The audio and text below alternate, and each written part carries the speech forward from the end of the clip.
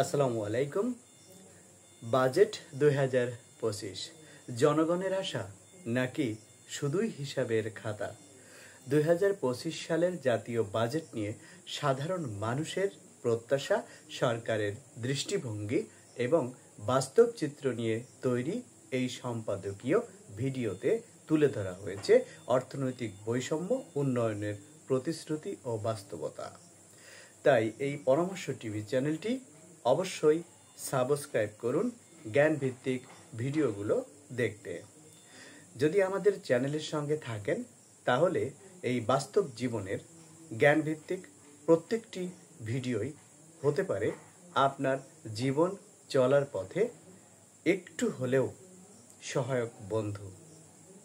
তাই অনুরোধ করব, না টেনে প্রথম থেকে শেষ পর্যন্ত ভিডিওটি দেখবেন এবং সবসময় বাস্তবতার সঙ্গেই থাকবেন। আপনি যদি অনলাইনে সার্চ দেন বাজেট নিয়ে, বিভিন্ন ধরনের ভিডিও আপনার চোখের সামনে আসবে। এখন আমি অত্যন্ত সুন্দরভাবে বলার চেষ্টা করছি। বছরের একটি গুরুত্বপূর্ণ দিন বাজেট ঘোষণার দিন। সংসদে উচ্চারিত হয় হাজারো সংখ্যার হিসাব, কোটি কোটি টাকার বরাদ্দ, উন্নয়নের প্রতিশ্রুতি। কিন্তু প্রশ্ন থেকেই যায়, এই বাজেট কার জন্য? আম জনতার কাছে বাজেট মানে কি? মূল্যবৃদ্ধি নাকি আশার আলো? সরকারি ভাষায় যেটা উন্নয়নের ধারাবাহিকতা, সাধারণ মানুষের চোখে সেটা অনেক সময়ই বেঁচে থাকার সংগ্রাম। একদিকে করের বোঝা, অন্যদিকে পণ্যের আকাশচুম্বী দাম। মধ্যবিত্তের মুখে তখন একটাই প্রশ্ন, এই বাজেট কি তাদের জন্য?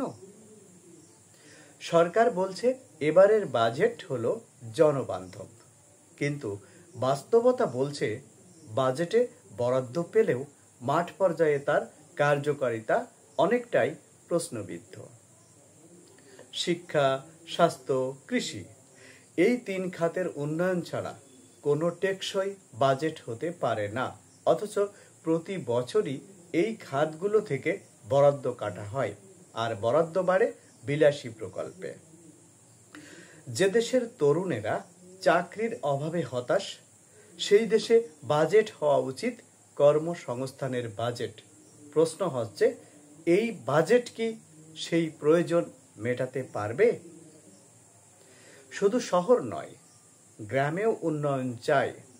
রাস্তা, বিদ্যুৎ, পানির সমস্যা, এসবের সমাধান না হলে উন্নয়নের সমতা আসবে না।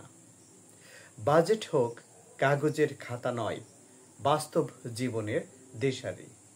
আসুন আমরা প্রশ্ন করি, সচেতন হই এবং চাই একটি সত্যিকারের জনগণের বাজেট। আপনি কি মনে করেন এবারের বাজেট জনগণের প্রত্যাশা পূরণ করতে পারবে? আপনার মতামত জানাতে কমেন্ট করুন নিচে।